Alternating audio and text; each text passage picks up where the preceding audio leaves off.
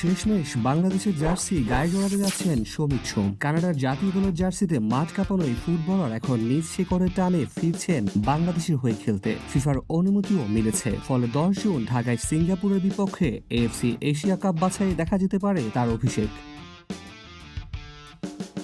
27 বছর বয়সী শমিত সোমের জন্ম কানাডায়, বেড়ে উঠেছেন সেখানেই। তার বাবা মা মানুষ ও নন্দিতা সোম 90-এর দশকে পাড়ি জমিয়েছিলেন কানাডায়। ফুটবলের প্রতি ভালোবাসার দক্ষতা তাকে কানাডার অনূর্ধ্ব 20 দলের হয়ে 7টি এবং অনূর্ধ্ব 21 দলের হয়ে 4টি এবং জাতীয় দলের জার্সিতে 2টি ম্যাচ খেলার সুযোগ করে দেয়। তবে তার হৃদয়ের টান ছিল অন্যখানে। 2020 সালে পরিবার নিয়ে এসেছিলেন বাংলাদেশে, গিয়েছিলেন শ্রীমঙ্গলের গ্রামে। তখন হয়তো জানতেন না কয়েক বছরের মধ্যে সেই মাটির হয়ে খেলবেন আন্তর্জাতিক ফুটবলে।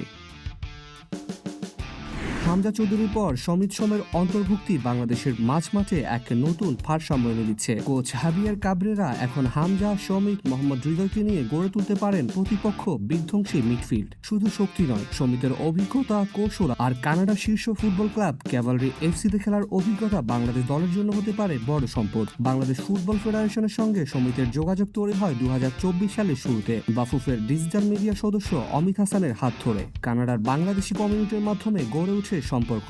হামজা চৌধুরীর আগমন এই প্রক্রিয়াকে আরো জোরদার করে তোলে। শমিত রাজি হন, শুরু হয় কাগজপত্রের কাজ, অবশেষে ফিফার অনুমতিপত্র। এখন তিনি বাংলাদেশেরই একজন। বাংলাদেশ ফুটবল ফেডারেশনের ভিডিও বার্তায় শমিত বলেন, আন্তর্জাতিক পর্যায়ে বাংলাদেশের হয়ে খেলতে মুখে আছি। যারা আমাকে সমর্থন দিয়েছেন তাদের প্রতি কৃতজ্ঞ। বাংলাদেশের হয়ে খেলার সুযোগটা আমার জন্য গর্বের। মার্চে 10 জুন বাংলাদেশের জার্সিতে অভিষেক হতে পারে শমিত সোমের। একই দিনে মাঠে নামবেন হামজা চৌধুরীও। এই যেন এক নতুন যুগের সূচনা, যেখানে লাল সবুজের গর্জন আসবে দেশের গণ্ডি পেরিয়ে বিশ্বমঞ্চ থেকে।